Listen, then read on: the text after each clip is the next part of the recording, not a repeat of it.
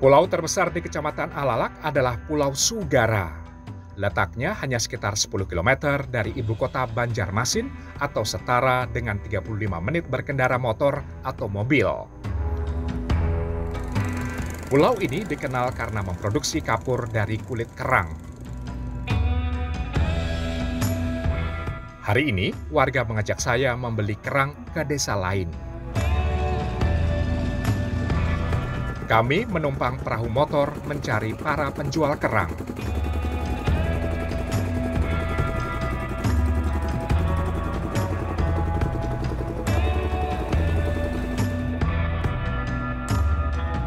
Setelah 1 jam melaju, akhirnya kami menemukan seorang penjual kerang.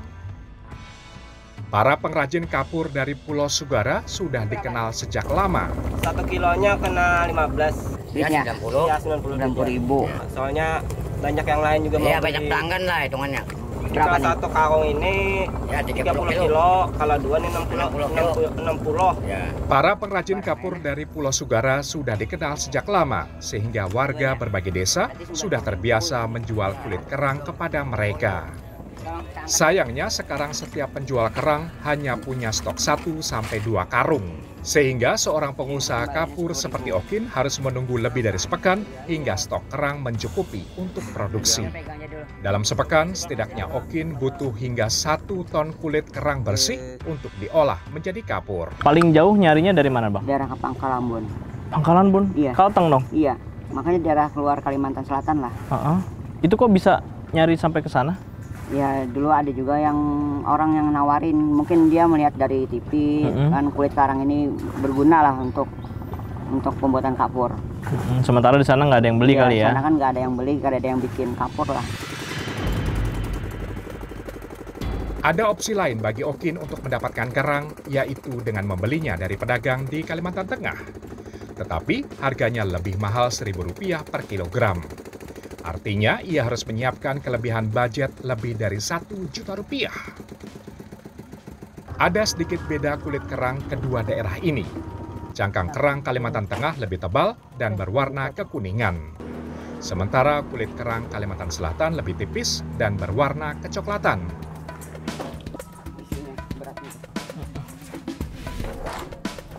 Telah mendapatkan stok cukup, cangkang-cangkang kerang ini kami bawa ke dermaga lalu diangkut ke tempat pembakaran.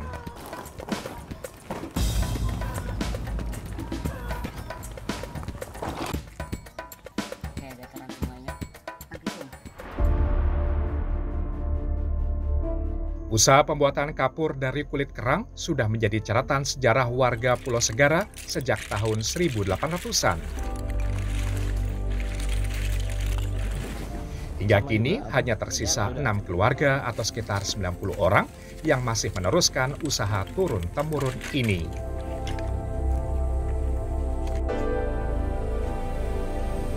Salah satunya Railawati yang pernah mengadu nasib sebagai pedagang dan buruh. Tetapi sejak tahun 2008, ia memutuskan bergabung bersama saudaranya yang lain mengolah kulit kerang yang sudah jadi usaha keluarga selama beberapa generasi.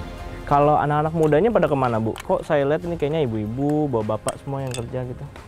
Anak mudanya menggawin ini Pak Ay, ngalih Bang, hitungannya pada bisa tuh. Kenapa nggak belajar? Uyuh jagawiannya Pak Ay. Uyuh taruh saya begawi Pak lah, makan jenjang uyuh ya Allah Pak. Iya. Tahu, nya kenapa kakak ada lagi nang manunya mengelola nang anuman nih nah. Apa anumnya menggawi? Kalau ibu nanti maunya anak-anak lanjutin kerja ini atau kerja yang lain, Bu? Mau melanjutin ini Pak Mbak, hitungannya tuh. Kada yang tahu anak buah kada ada nang anunya. Tapi anak ibu ada yang udah mulai belajar belum? Ada Pak Ay belajar, tapi lakinya kan gawi lain. Bininya janam gawin kini. Kulit kerang ini harus kami tumpuk setinggi 8 tingkat. Masing-masing tingkat berukuran 3 kali 1 meter. Sekali pembakaran, sekitar 700 kg kulit kerang bisa diolah sekaligus. Jadi dalam satu tumpuk kerang ini nanti jumlahnya hampir 1 ton, tepatnya sih sekitar 700 kilo. Tapi kita harus letakkan secara presisi supaya terjamin dari atas sampai bawah kualitasnya. Untuk menyusun 8 tingkat lapisan pembakaran ini, kami membutuhkan sekitar 300 bilah kayu yang kami susun sebagai bahan bakar. Pembakaran kulit kerang minimal berlangsung sekitar 3 jam hingga cangkang benar-benar kering. Panasnya jangan ditanya. Belum juga pembakaran baru dimulai, panas sisa pembakaran kemarin saja masih sangat terasa. Jadi ini salah satu alasan mengapa generasi muda nggak banyak terlibat, karena prosesnya sangat lama, membutuhkan waktu berjam-jam untuk membakarnya saja, dan membutuhkan waktu berhari-hari sampai akhirnya menjadi kapur, dan akhirnya menjadi uang buat mereka. Okin mulai menyulut api di 8 titik yang berbeda agar api menyebar merata. Doanya cuma satu, jangan sampai turun hujan dulu.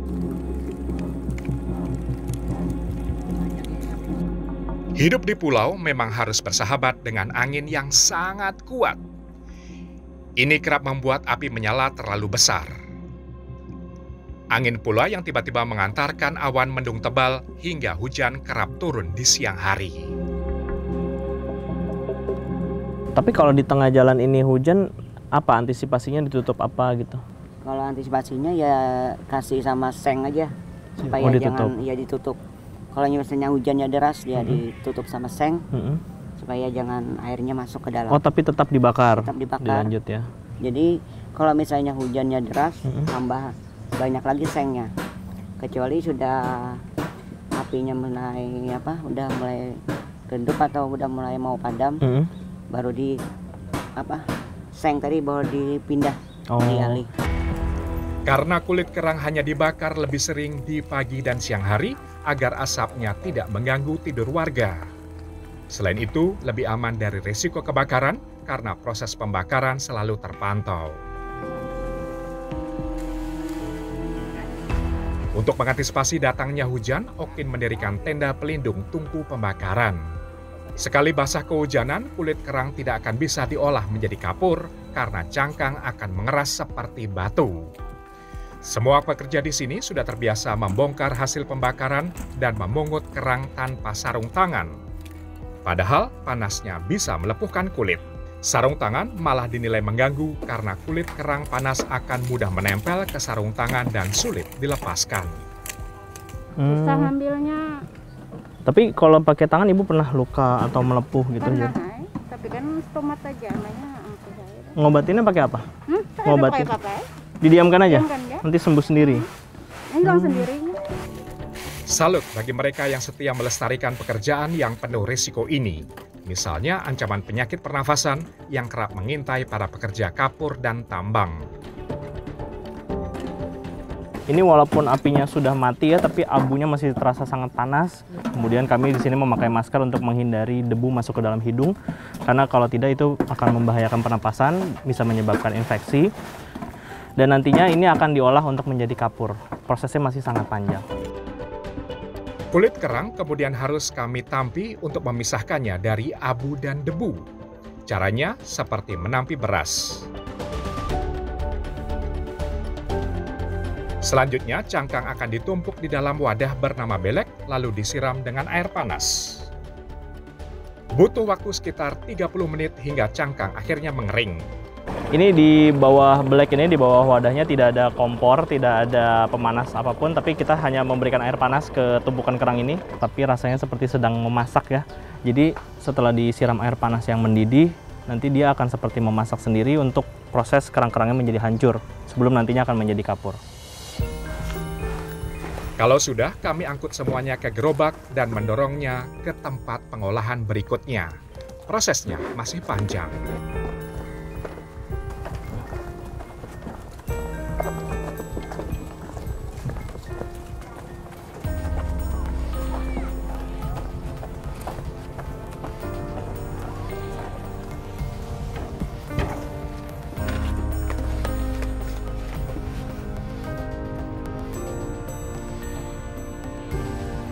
Prosesnya berarti panjang ya Bang ya? Iya. Itu ke sana sejam-sejam berarti? 1 jam.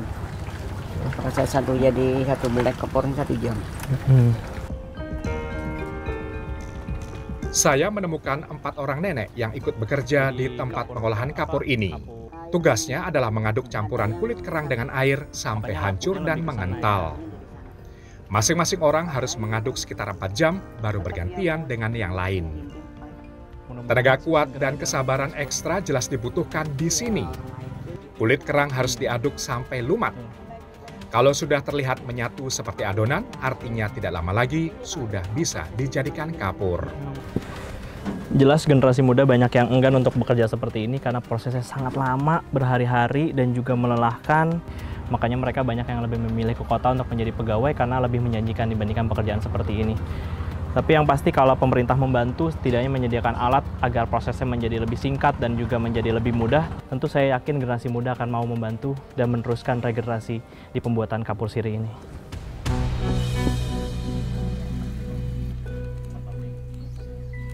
Setelah ditumbuk, kami harus mendiamkannya selama beberapa hari hingga adonan mengeras. Dalam sepekan setidaknya ada 10 hingga 20 belek yang bisa terjual seharga masing-masing Rp80.000.